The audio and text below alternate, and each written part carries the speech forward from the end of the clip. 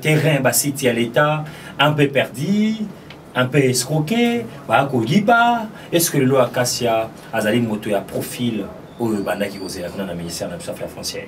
Banda va créer un ministère il y a affaires foncières. Nan bazwa travailler lokola Mama Acacia. Nan bazwate. Très bien. C'est la toute première fois.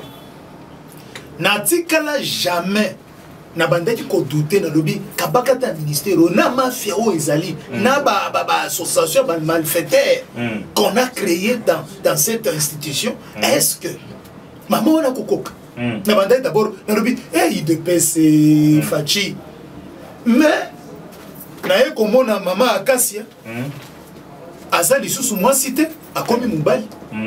Mama Acacia premièrement a démantelé le réseau ya ba mafia. Très bien. Na minito la commission que Mama Acacia a tué bazali kosala banquette oyebi ke banda kuya l'État était kamaki.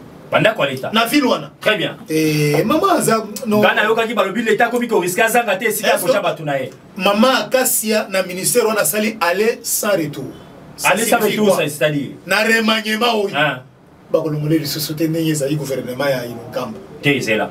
Acacia bandupula mkoza boka ubomba eka na affaire foncière. Même chef de l'État a surpris. Pour récupérer nini? Pour récupérer nini à l'État?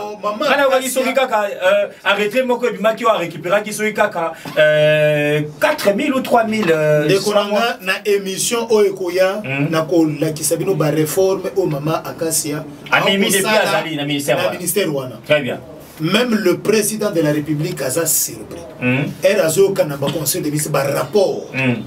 Ba mouvement au bazali ko démanteler et pas Mama wana. Et Dédé la seule ministre na ba obalika na affaires foncières au ba boyi enveloppe. Il y a une négociation. Aboyi Chintu. Na ba Libanais, ba Espatien. Na sa ko biso banda ku ya l'État. Mama azako boto la yango. Et aujourd'hui, ministère wana est qu'on retrouver respect et la dignité. Très bien. Grâce à Mama Acacia. Très bien. Et je ne veux pas que les gens viennent encore me donner des faux dossiers, soi-disant remaniement yangoyo, dans la maman, ba ma fille. Bon, il y a les sous mbongo bino bo pesa ki ngai pour que na beta Mama Acacia mbongo. Bino na lié yango na fouté la ngonda.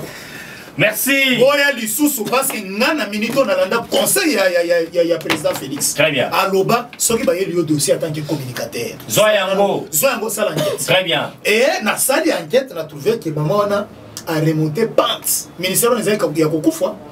Ministre azalaki wana. Ba escrocaki moi je sais que l'État ezana ba homme fort ba misala na kati si tu na gomela biso alobi l'État komi ko kozanga na banda na basi. Abani ko botola déjà. Azako na yebiso ke azako botola. Très bien. Et Dédé na nsela kitaki na nsele. Tekonanga. Non. Ba directeur soki ba benga bonso ba directeur ba faire foncière wana. Ba zalaki ba mafie. Soki kaka fachi a raisonné kamala mouté. Très bien. Il y a ko changer kozwa affaire foncière ezala na kati ya IDPS. Toti que la kaba partenaire. Mbele mawa. Mbele mbanda kutu même yaye parler de la nation belenga batekanga.